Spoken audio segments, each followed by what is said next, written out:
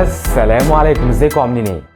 بص يا سيدي، انت الحمد لله ربنا كرمك وقررت انك تفتح حاجه اونلاين علشان ما تفوتش عليك المكاسب الموجوده اونلاين دي، او انت اصلا فاتح وعايز تظبط البراندنج بتاعك علشان طبعا الشخص اللي داخل يشتري منك يبقى ثابت في ذهنه الشكل او البراند اللي انت عايز تحطه لنفسك. البراند اصلا بيكون متمحور حوالين ايه؟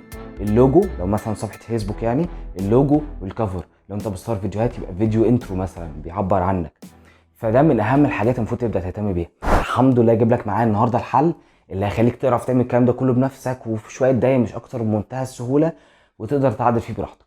فيلا من غير كلام كتير قبل الانترو تبدا، انزل روق عليا بلايك واشتراك جميل في القناه، وهات كوبايه شاي بتاعتك علشان تروق، وتعالى لي علشان نبدا الفيديو.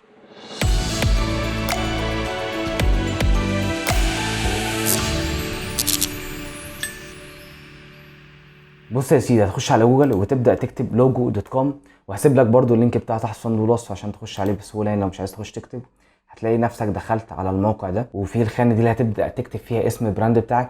لو ما فتحش ده غالبا هتلاقيه جايب لك مكان الساين ان، برده هتكتب الاكونت بتاع جوجل عادي وهتخش فور فري يعني.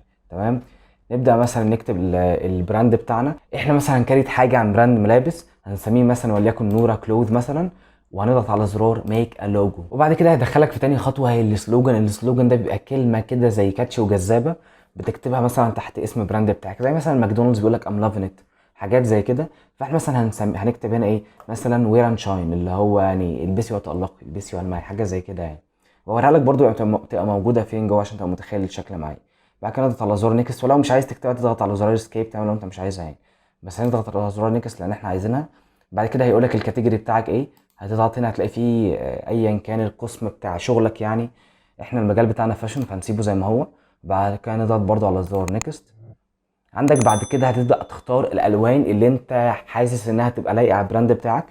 بعد كده نضغط على زرار نيكست. في الخطوه دي هتلاقيه بيقول لك اختار شكل الخط اللي انت شايفه هيبقى مناسب لكتابه اللوجو بتاعك. فانا مثلا شايف ان ده وده مثلا ده، خلينا ده برضو، دول هيبقى شكلهم كويس في اللذيذ يعني. بعد كده نضغط على زرار نيكست.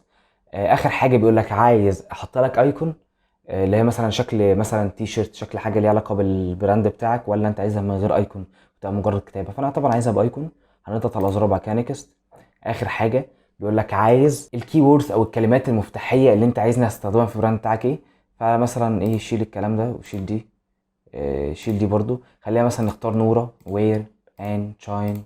تمام. في حاجه تاني شايفها مناسبه او ليها علاقه بيك نختارها، مش شايف ان في حاجه مناسبه فخلاص نضغط بعد كده على زرار نيكست. هيبدا دلوقتي في الحاله دي يطلع لك ايه، اشكال اللوجوهات كلها واحده واحده اهو، هيجيبها لك بالتفصيل. هنبدا نقلب فيهم كده ونشوف حاسين ان واحد يبقى ممكن يبقى شكل مناسب لينا. احنا مثلا براند ملابس بناتي مثلا، فحاسس ان ده شكله لذيذ. ممكن برضو نقلب تحت كده نشوف لو في حاجه تانية برضو يبقى شكلها حلو ومناسب لينا. وهتلاقي نفسك كل ما هتنزل اكتر كل ما هتلاقي فيه اشكال اكتر كتير يعني. قلب براحتك لحد ما تلاقي حاجه مناسبه. انا عايز اقول لك ان كل ده اصلا حتى لو اخترت حاجه ممكن تخش تعدلها من جوه. فانا حاسس ان ده شكله حلو بالنسبه لي ومناسب، نضغط عليه. وهبدا اوريك التفاصيل اللي جوه، ازاي تقدر تعدل وتedit وتغير حتى لو اخترت حاجه معينه عايز تبدل، وهكذا الكلام ده كله. فوق هنا هتلاقي اول حاجه اسمها الايديز، نضغط عليها هيجيب لك كل شكل اللوجات اللي احنا كنا ممكن نختار منها في الاول، انت عايز ترجع ايه في رايك يعني. تمام. وبعد كده عندك لاي اوتس، دي هتلاقي فيها اشكال كده في نفس اللوجو اللي انت مختاره بس باشكال مختلفه. بعد كده نخش بعد كده في الكالرز، لو احنا عايزين نغير لون الخط، لون الايكون، لون السلوجان بتاعنا، ده السلوجان اللي كنت بقول لك عليه وير اند شاين. وكمان هتلاقي انك ممكن تغير الخلفيه كلها. طب الكلام ده كله فين؟ بص، اول حاجه هنا البيزنس نيم كلر، هو للاسف ما فيهوش عربي يعني، فده اسم البراند عشان في ناس بتكون عايزه نكتب الكلام بالعربي. هنا اهو نضغط عليه هتلاقي فيه الوان اللي هو ده، ممكن نخليه كده سيكا، هتلاقيه بيتغير معاك هنا اهو. تمام. نخليه كده سنه كمان، يعني بالتالي كده شكله لذيذ عاجبني حلو يعني. تمام. عندك بعد كده الباك جراوند كلر، لو احنا مش عايزينها ابيض ممكن نبدا نغير في الالوان بتاعتها بالشكل ده. تمام. بس انا طبعا الابيض احلى. وبرده حسب انت وتناسق الالوان انت هتبقى بتظبطه. تمام. بس خلينا نرجعها ابيض، ماشي كده. السلوجان ده السلوجان بتاعنا احنا عايزين نغير في لونه. انا شايف انك ممكن مثلا تقلبه ايه، حاجه زي كده، هيبقى برده شكله في اللذيذ يعني. تمام. وانا عارف انك هتبدع وتطلع احسن مني بكتير، بس انا بقول لك علشان يبقى الموضوع متفتح قدامك وعارف كل واحده بتعمل ايه. ده لون الايكون. لو احنا عايزين نغير في لونها برده نخليها لون مختلف سيكا. برضه حسب رجالي حريمي بتاع، فالحريمي شكل البامب ده يبقى بالنسبه لهم حلو. وفي حاجه هنا لذيذه قوي عايز اوريها لكم برضه، ان انت ممكن تعمل حاجه جريدينت او يعني الالوان متدرجه بالشكل ده. مثلا خلينا مثلا نجرب نعملها في السلوجان. بص كده هنا الشكل ده، في الكلمه اللي هي دي. تمام. بص لما هنعمل كده بيبقى عامله ازاي. فانا شايف ان الحوار شكله لذيذ قوي الصراحه. فهتطبق برضو الموضوع ده في كله. ننزل تحت هنا بتلاقي حاطط لك حاجه اسمها كالر باليت، او ان انت بقى مثلا عايز تخش في لون مختلف. بص اللي هو نفس التنسيق اللي موجود بس بالوان مختلفه، علشان لو ايه بيخليك تتخيل يعني. كده حته الالوان بتاعي موضوع واضح ومتفصل يعني. الكونتينر بقى ده ان هو لو هيحط لك اطار حوالين اللوجو بتاعك بالشكل ده كده مثلا. يعني مثلا خلينا نشوف شكلها عامل ازاي. هتبقى كده. تمام. عايزينها بقى مدوره، عايزينها الاشكال دي كلها. المهم اطار حوالين شكل اللوجو بتاعك باشكال مختلفه وجديده يعني. بعد كده عندك حاجه اسمها البيزنس نيم، اللي هو ده لو احنا عايزين نيديت فيه هو لوحده نضغط عليها كده. بعد كده عندك الفونت بتاعه لو انت مثلا عايز تخليه بولد، حاجه زي كده هتطخنه قوي. في كسرة لايت ده هيبقى رفيع قوي بيتهيالي بالمنظر ده. انا بيتهيألي ريجولار كويس شويه مناسب، وبرده حسب انت وجهة نظرك. عايزين مثلا نخلي اول حرف فيها كابيتال، هتعملها كده هتلاقيهم بص بقوا كابيتال اهو، كلها كابيتال او كلها سمول. انا شايف ان كلها سمول شكلها احلى. لو احنا بقى عايزين نغير في ان هي تبقى ايتاليك اللي هي بالمنظر ده تبقى شويه مايله يعني كده. والله شكلها لذيذ برضه، انا هسيبها كده يعني شكلها حلو عجباني. اخر حاجه عندك هنا دي اشكال الخطوط. لو احنا عايزين نغير شكل الخط نخليه حاجه من دول، مثلا كويني نخليها بالمنظر ده. ده بقى شكلها والله برضو شكلها انا بص يعني بنبهر معاك والله.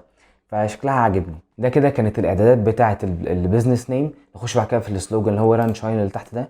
فيها نفس الاعدادات بالظبط، تقدر تخش تعدل فيها براحتك. في هنا السكيل بتاع الحجم لو احنا عايزين نكبره شويه بالمنظر ده كده. جميل. بعد كده عندك الايكون هو شكل التيشيرت ده بقى، تقدر تغير فيه وتعدل فيه.